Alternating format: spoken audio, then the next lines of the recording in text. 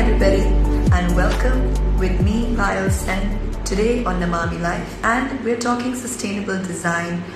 We're talking the future of the fashion industry, the future of the fashion world, not only clothing designers, but today we actually have on board one of our favorite costume jewelry designers from the brand Balan. And the creative head of the brand, Nitya Arora, is with us all the way from Bombay. Hi, Nitya. Hi, how are you doing? How are you? Good, thank you for having me. No, it's such a pleasure to have you. And I was just telling the viewers who joined in before, I connected you on about, the fact that you've done a lot of work in the sustainable design field. So tell us a little bit more about Valian as a brand, because it's one of the most popular, costume jewelry brands with the youth and with so many other people, me included. And also then tell us a little bit more about your sustainable design and how you're moving that forward and what is the need of the hour. So from the beginning, Valia as a brand has been like a true representation of who I am. And, the way I run it is a lot like, how I've been raised. The whole really culture that we have at Balan is like to minimize every way possible. And a lot of the times people ask me, oh, what do you do with stock that's left over? We've always been pretty much endless, especially with jewelry. Like, it's a big advantage. Something that I made 5 years ago will still be relevant. So even if I have a couple of pieces left over from that collection, they always carried forward to the next, and we always seem to find like a buyer for it or a client for it. I think. But that's excellent because when we talk to some clothing designers, we've always been saying how everyone needs to move away, or is trying to move away from fast fashion, which gives out the maximum amount of waste. And the fashion industry is supposed to be the #1 industry with the maximum waste. So we're trying to sort of bring about awareness for wellness into them. So it's great to know that your brand does not cater to that thing of having a lot of waste, because you just take it forward and make sure that you can reuse it, restyle it.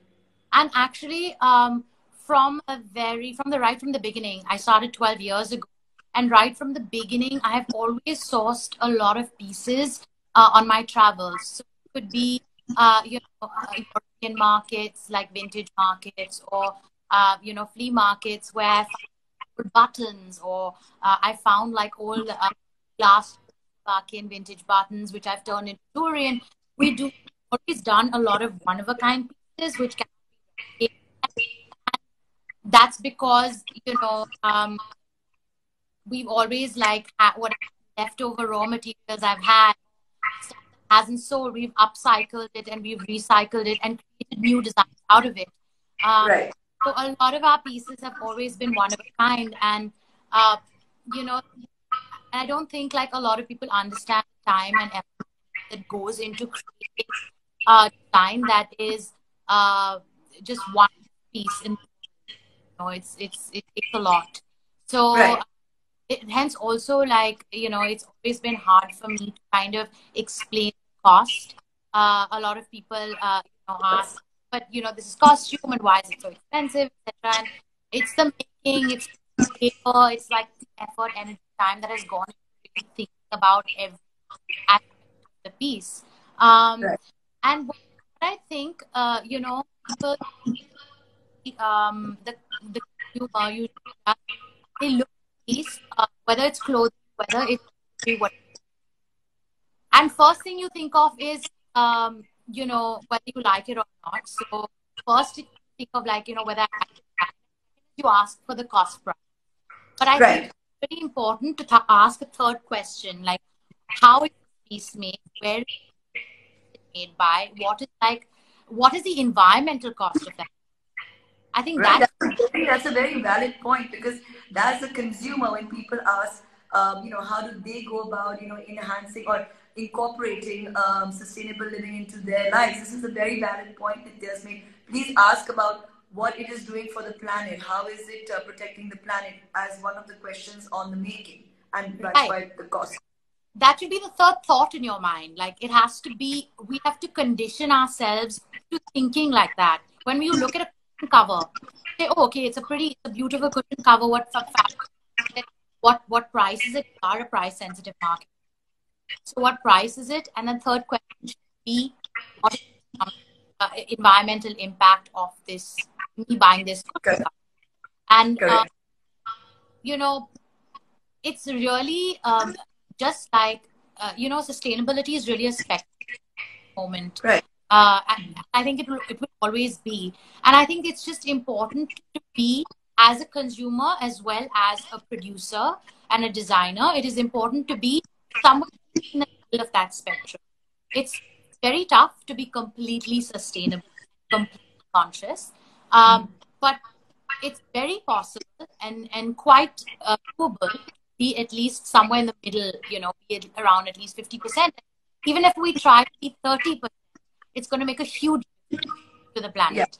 If Yeah. every producer tries to do that. And as a consumer, it's our responsibility also, because demand drives sales and product. So, uh, it's really important for everyone watching who's trying to be conscious and sustainable to really change thinking and the thought process behind really buying things, whether it's fashion or lifestyle. But tell me, Nitya, now you're in the costume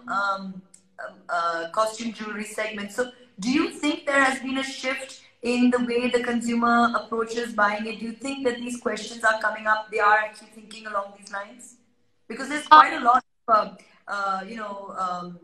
uh, information out there, which a lot of costume jewelry brands are now talking about preserving the environment. So there is awareness, but do you think the consumer is incorporating that when they're asking questions? so I think for there to be a large impact, a lot more people need to be asking those questions. I think it's definitely a start, but I Yeah. think there's a long way to go. In terms of jewelry, we most of the, at least when it comes to like luxury, most of the metals that we use are natural, like copper, brass. Okay. Also, at least at Balia, all our plating is nickel free. So Okay. it's not. Right. I'm working with third, fourth generation Bengali crafts artisans who've been doing a real gold jewelry, and they use the same skill that has been passed down from them as goldsmith, and incorporate the same skill in copper. They've been making brass copper for us. We also use like the Patwa community, which is a community that comes from like central India, are they work with thread and wire wrapping and thread jewelry. So these are like community uh, of craftsmen, jewelry makers that we've with for 10 years now, and it wasn't even a second thought. It became very natural. Like, obviously, I'm from Bombay, and because I design everything myself, the process is very meticulous. Jewelry is a Right. very process. It has a lot of process, in place. So for me to make sure that the end result is exactly how I imagined and my vision is met, I need to monitor everything, which is why I always kept everything around me been designed, from start to finish in Bombay. Not even, so I know that whereas where carbon footprint is concerned, we've been our carbon footprint is very, very in terms of the production. Um, Max, it'll be made in some other part of India, but it's a very small percentage that's made like in another state. And when it comes to like creating a collection that is made complete natural materials, I've always loved to experiment and explore things. And we recently made this organic jewelry line that is hand woven. I'm always Wow. inspired by architecture and furniture. And this one afternoon, I had a Wala who's been coming to my house since my grandmother was alive for like. Wow. decades, and reweaving, the wicker furniture in my house. And uh, I had this idea that I was so inspired by that weave.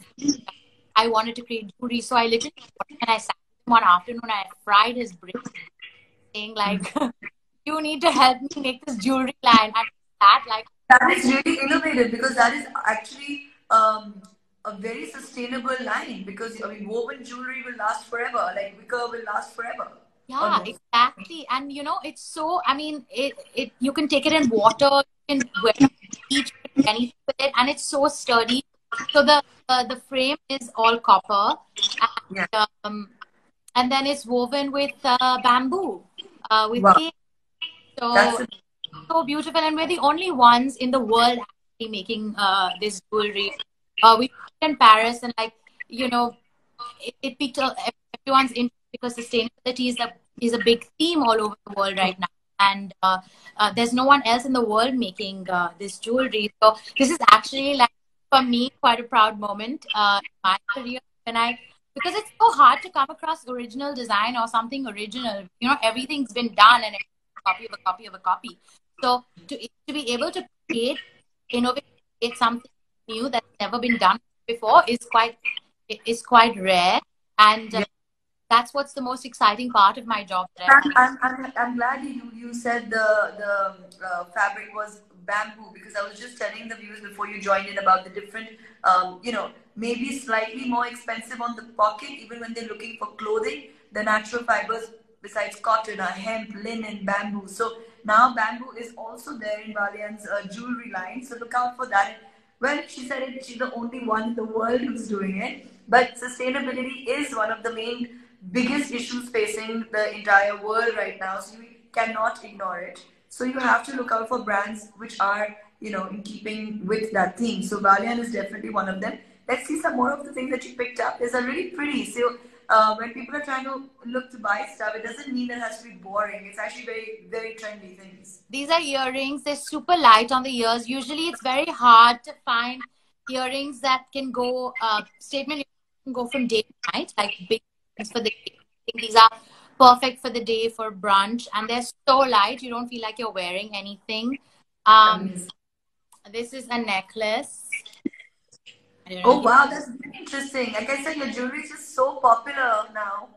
It's not And and it's all got sustainable. This is all sustainable. yes, it's got a very safari tribal vibe. The thing, the problem I really had was that a lot of the sustainable brands that I would look at, um, it was not very exciting and glamorous in terms of design. And I was like, why is everything sustainable so boring looking? And like, why isn't That even I had this misconception in my head before I started doing more research on this topic because of this season, bringing in the sustainability with fashion. It's right? actually not boring. It's a misconception in most minds that it is a very dull look. There's no glamour to it. There's no sparkle to it. It's not true. It doesn't have to be boring at all. Yeah, but there have been, like, I think now, of course, you see way more exciting design, but I'm talking about like 3 years ago. Uh, Of course. the design aspect wasn't as created as it is today. So I wanted to really create something that was sustainable and organic materials, natural materials, but at the same time, it was uh, the design was exciting and it was luxurious and it was uh, something that's a fashion, high fashion. Yeah. Even the next wearing now, it's we created a chain out of bamboo, and like wrapping cane, and added like leftover stones, like semi-precious natural stones as charms to add color. Um, Wow. we've done. Sorry, I'm just trying to. Yeah. And then we've done like more tribal theme, So same idea of the cane. We use the cane, and we keep on innovating and creating different lines with with these materials. So it I keeps think it that's exciting. fantastic. I think that's fantastic. This gives even the people who joined in, the quite a lot of them, to sort of, when they say how do we bring it into our daily lives, it has to start with you and me as consumers. We have to be more conscious about what we are buying, and we have to remove this myth from our head that anything sustainable is very boring, it's very dull. With this brand, you can see there's a lot of creativity, a lot of beautiful things that you can buy. If you're just a little bit more watchful about where you're shopping, you can actually find great things in You keeping know, with.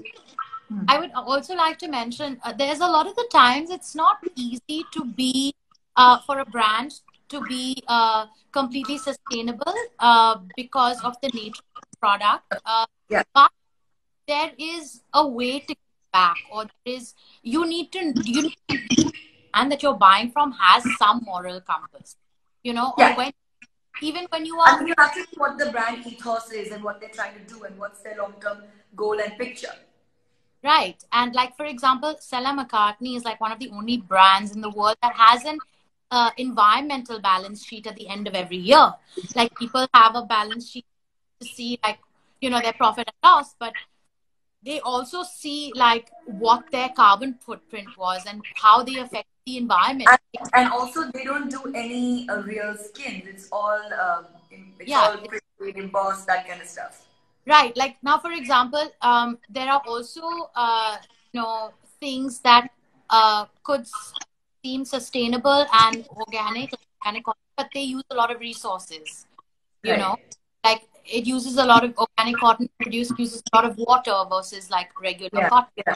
Cotton has chemicals and other processes that are also harmful. So I think you kind of need to weigh, Yeah. what works for you and uh, what's best, and then also try and support communities around you. Or if you're a consumer, for example, and you feel like it's expensive, but it's too expensive for you. Not everyone can afford a Stella McCartney or a Vina. But if you if you are buying a fast fashion brand, then you should just make sure that you're using it for the next 10 years. You know, or using it like till it's passing down and it's not just going to land up in a landfill. And honestly, in fashion, the only thing that's really truly sustainable is buy pre-owned and pre-loved. The only Absolutely. In fact, right now, the most trendy influencers, even in London, or I mean, I'm just taking London as an example because I was just there. The most trendy of the trendiest influencers out there, their biggest hits are about spending a day and finding the best things in vintage shops. These are all hand-me-downs, they're all charity shops, but that is where everybody is going to go and really spend a Sunday afternoon skimming through things, and they're finding gorgeous things, and they're all talking about it, they're all tweeting about it. So it is really picking up like anything. And no one is, I mean, like, they're not only going to fast fashion shops, they're not only going to the ones that are heavily advertised with like big advertising budgets. That's not necessarily the way forward, you know? Yeah, definitely not. I realized around a couple of years ago that all the labels, vintage labels selling vintage clothing in Bombay or India, they were almost like a profession for all the people who had started it. It was not their first profession. Like, they were all either stylists or like they had first jobs, and it was Yeah. like a job for them because there was not a big enough market for it. There was not like a large enough demand for it. That's why people had to have another job along with having a vintage label online, and I found that really ridiculous. Yeah. Um, No, so, absolutely. There was a time when a vintage shop had zero footfall. It was right. just there because all people were donated things, so they didn't have any inventory costs. But They now had people are actually going and buying from there. Oh yeah, absolutely. Like they had pop-ups. Now they only had pop-ups, especially in India. Like they only had vintage pop-ups, and now they're actually being able to rent out a shop and have their own store. Yeah. So the other really interesting thing is that most of the vintage clothes that you see and you buy are polyester and nylon. They're not organic cotton. They will not be a pure Okay. silk. There will be a lot of pure silks, but then a lot of them are synthetic and nylon fabrics, polyester fabrics, because that has longevity and it lasts for a long period of time. And even Right. the bags and accessories that you buy, they are original leather, not for leather. because it has a really long life, shelf life. So I think the whole idea is to just make something lasts a long period of time as a brand, and which is really good quality. And the second thing, and of course, what is uh, uh, the waste that you are generating as a brand, to be conscious of that. And the second thing is, for the consumer, when they are buying, make sure that they are really buying something that's good quality, that's going to last them a long period of time, versus buying something that they're going to have to throw away really easily, like Absolutely. plastic. We've actually hit on this segment which we were talking about was waste and how what somebody could consider waste is can actually be very beautiful. So when you have things for many years and they have a longevity, you can remodel them, restyling, repeating your outfits is very cool. It's not that I don't repeat my clothes and I don't repeat my accessories. You must repeat. Raid your mother's closet, raid your grandmother's closet. Take out all this stuff, reuse them, add little embellishments onto the accessories or in the clothes, like take the saris, cut them up, make trousers out of them, make jackets out of them. This is all a part of sustainability. This is all a part of making more and more use of the things you already own. I feel like, this has actually existed in our culture for such a long time. I mean, the whole idea of a Bhangarwala Yeah. is that, I mean, there was a time I think we were clearing out my garage a couple of years ago, and the Bangarwala came to take all the old things that we wanted to get rid of, like real, and he came for free, and he took the things for free and Yeah. paid Yeah. us. He paid us, and my dad is haggling with him, and I was like, he's actually taking your junk, and you are haggling with him for more money. Like, please Yeah. stop. Yeah. Ridiculous. So So where India has been doing this for a very long time, but just in ways that the common man just thought it was invisible, so they never really knew what was going on. But this has actually existed for ages. Recycling has existed in our country right from your kabadi wala to your, I mean, your milk bottles, all of it. We've been recycling for a really long time, but now, but it hasn't helped the planet. That's the main thing. Now the planet is crying out for help, and nobody can ignore it. So we must be much more conscious. I think the whole problem also is that because of consumerism Yeah. and education of the West, we've become such large consumers of everything. We want to go on consuming without a thought. We don't even Yeah. do like click click, because it's so easy now to online, right? Yeah, and not only consumerism is huge, but we all become we become hoarders. Yeah. So instead of actually, thinking before buying, it's just hoarding, keeping. A lot of our stuff. I mean, if we go into our cupboards, maybe we don't even want some of the things that we have, whether it's an accessory, a scarf, a top, or whatever. There are a lot of things that we not want, and it's probably been lying there. So if you have that issue and you think that it's out of fashion, remodel it, restyle it, make it current. I mean, trends are only repeating themselves. So just restyle your things and you're back, you're on track. And we're actually talking about our culture again. We're actually really lucky because we can shop in our mothers and grandmothers' closets anytime, because the sari is such a versatile garment, and also it's like one size fits all. You don't Absolutely. know, like usually in the West, like maybe girls may not fit into their mother's clothes, or like they might not be fashionable, but we actually have that advantage that we have the sari that we can borrow from their cupboards. Not sari. I mean, even the wedding clothes. I mean, the bride today can also take from that and remodel it in whichever way they feel, that suits their personality. You can totally remodel and revisit those outfits which belong to your, predecessors. Totally. Like in fact, my entire Indian wardrobe, I think 90% of it is a hand me down from my grandmother. And honestly, they're so beautiful. I go out to shop for Indian clothes, and I don't like anything because I have like all her old treasures that I've, you know, like either like resized or, kind of reconstructed, and transferred all the old silver and gold borders, etc. And turned some into like suits or lehengas. I mean, and I'm so happy with that. I don't even need to go out and buy new clothes. No, absolutely. So great. This has been a great chat. Firstly, your brand is doing a great job with sustainability, considering you're one of the only brands now who's using the copper with the woven, inside. That is fantastic. And congratulations, and you are doing a bit in a big way. And I'm sure you got a lot of recognition for that. And I mean, and it's a good way to actually tell the viewers as a consumer, look out for trendy things that suits your personality. You will find them. Sustainable is not boring. Sustainable is actually the future, and everybody is fashionable It's today. So cool. it's inevitable that there will be good stuff out there.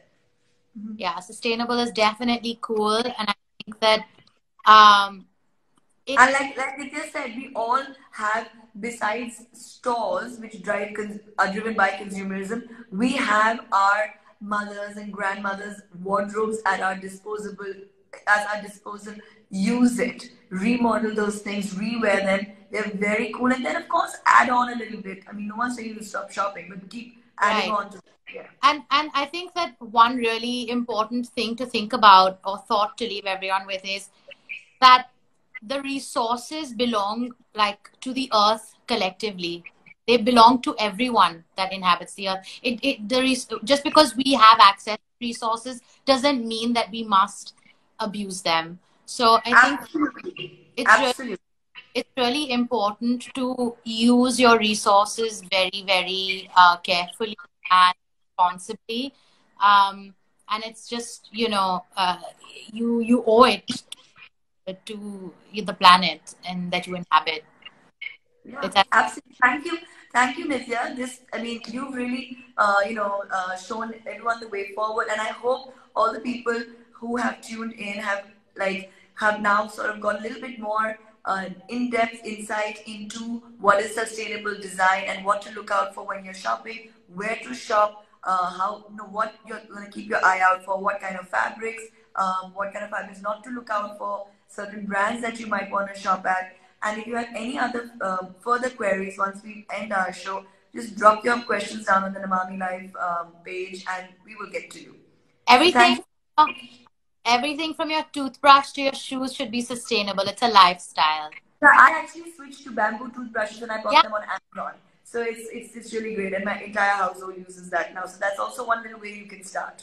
Bamboo is anything bamboo. We're using it in clothing. We're using it for Nitya's jewelry. We're using it everywhere. So please go ahead and use these raw materials in your everyday use. thanks so much, Payal. It was Thanks, lovely. Nitya. This has been a great chat. Thank you so much for joining in, and I hope you're My safe and pleasure. see you soon. Okay. Bye. Bye.